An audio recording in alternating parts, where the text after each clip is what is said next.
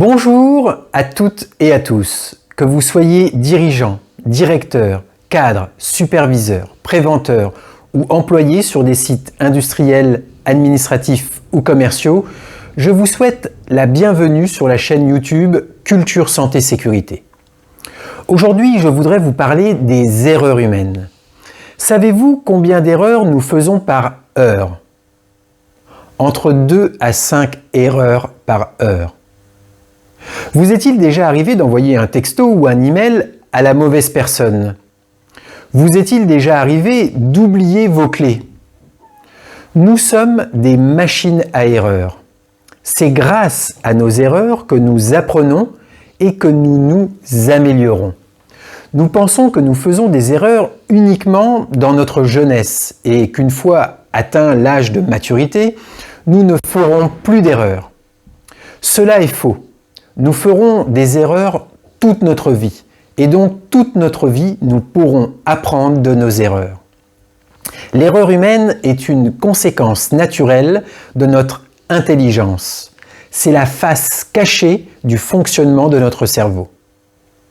Je vais définir l'erreur comme une action inexacte ou incorrecte ou inappropriée.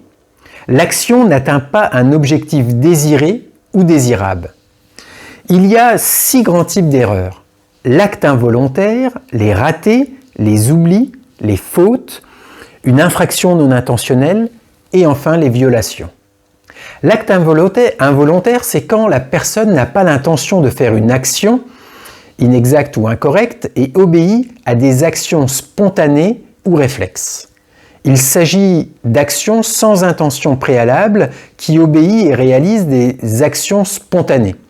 Exemple, une personne frappe une autre personne sous une impulsion momentanée.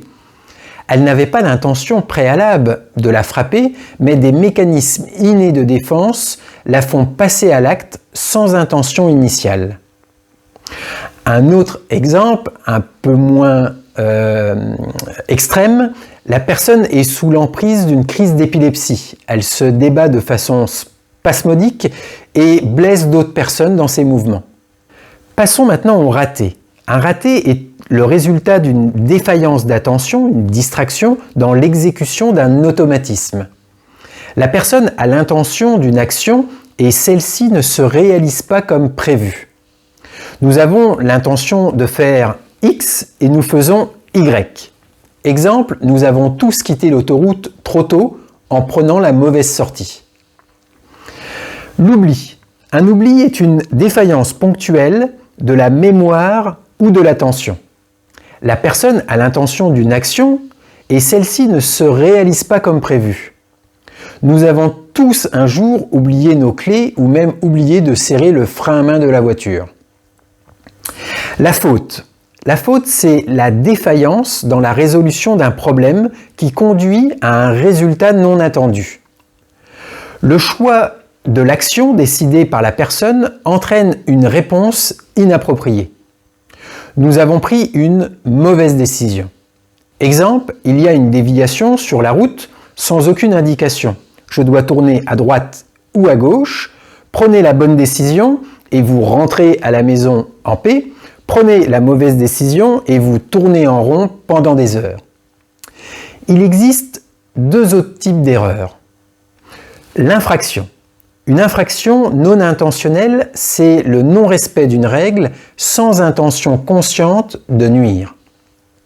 Soit que la règle est inconnue ou trop complexe pour être comprise ou être mise en œuvre facilement. Soit que personne ne respecte la règle. Il y a plusieurs types d'infractions. Les infractions routinières ou courantes, tout le monde pratique ainsi. Exemple, personne ne respecte le port des bouchons anti-bruit. Circonstancielle, la situation est telle qu'il est impossible de suivre la règle ou la méthode. Exemple, on me demande de porter un harnais à plus de 3 mètres, mais il n'y a pas de point d'ancrage. L'infraction d'optimisation, je connais une manière plus rapide ou efficace d'accomplir la tâche ou l'action, les fameux shortcuts, les raccourcis. Et enfin, les infractions exceptionnelles. Il n'y a pas de méthode établie, juste des directives générales difficiles à suivre. Exemple, essayez de rester immobile devant un ours brun. Enfin, la violation. Une violation, c'est le non-respect de manière intentionnelle d'une règle. C'est une infraction intentionnelle. La personne a fait le choix en conscience d'enfreindre la méthode ou la règle, en sous-évaluant les possibles conséquences pour elle ou les autres. En sachant les possibles conséquences pour elle-même ou les autres, ou avec la volonté de nuire. Exemple, je suis sur autoroute et je roule à droite. Il y a devant moi un véhicule qui roule moins vite à gauche et qui ne se rabat pas. Je prends la décision de le doubler par la droite. J'enfreins volontairement une règle du code de conduite. Je vous propose un petit exercice que vous pouvez réaliser en équipe. Pourriez-vous définir pour la conduite routière 1. Les ratés, les oublis possibles. 2. Les fautes et les infractions possibles. 3. Les violations ou les sabotages possibles. Vous pouvez mettre cette vidéo sur pause le temps de répondre aux questions. Voyons quelques éléments de réponse que vous avez probablement trouvés. Exemple pour les ratés ou les oublis. Ne pas remarquer un panneau de perte de priorité. Ne pas regarder dans le rétroviseur avant une manœuvre. Sortir d'un sens giratoire par une mauvaise route. Oublier ou égarer sa voiture sur le parking. Oublier le frein à main. Exemple de faute ou d'infraction. Sous-évaluer la vitesse des véhicules qui viennent en face en cours de dépassement avec des flèches de rabattement. Conduire après avoir trop bu. Brûler un feu orange. Exemple de violation ou de sabotage. Dégonfler des pneus pour que la personne perde le contrôle du véhicule. Couper le câble de frein.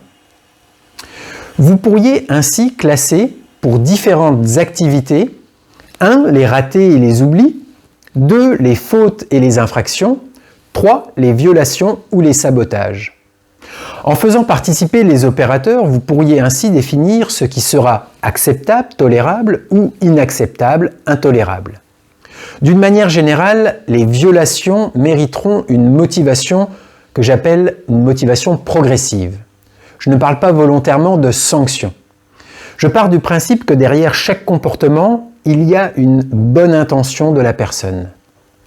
Il s'agit de découvrir cette bonne intention, de la comprendre et d'aider la personne progressivement à changer son état d'esprit et de la motiver progressivement. Bien évidemment, devant une mauvaise volonté, la sanction juste est nécessaire. Pour les infractions non intentionnelles et les fautes, nous aurons besoin d'investiguer les motivations et les intentions aussi, mais généralement nous utiliserons la méthode de coaching pour aider la personne. Pour les actes involontaires, les oublis et les ratés, nous serons tolérants et utiliserons le soutien, le réconfort, la compréhension et l'apprentissage pour aider la personne. L'erreur est humaine. Pour conclure cette vidéo, je vous propose quelques vérités pour être tolérant face aux erreurs. Les erreurs servent à s'améliorer. Les erreurs sont utiles dans la démarche de résolution de problèmes.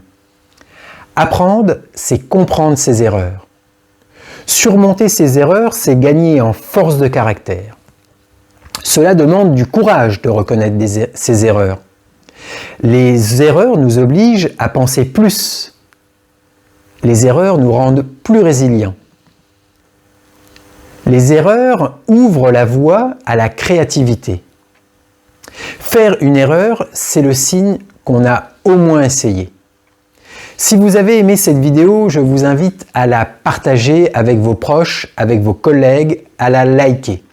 N'hésitez pas aussi à laisser vos commentaires. Tous vos commentaires, vos likes ou vos recommandations que vous allez faire seront pour moi autant d'encouragements qui me permettront de vous partager encore plus. Je vous invite aussi à vous abonner à la chaîne Culture Santé et Sécurité. Je vous réserve de nombreuses surprises pour développer votre santé, votre sécurité, ainsi que celle de votre organisation. Je vous dis à bientôt pour la prochaine vidéo. Je vous souhaite tout le meilleur. Prenez bien soin de vous, de votre famille et de vos collègues. À bientôt.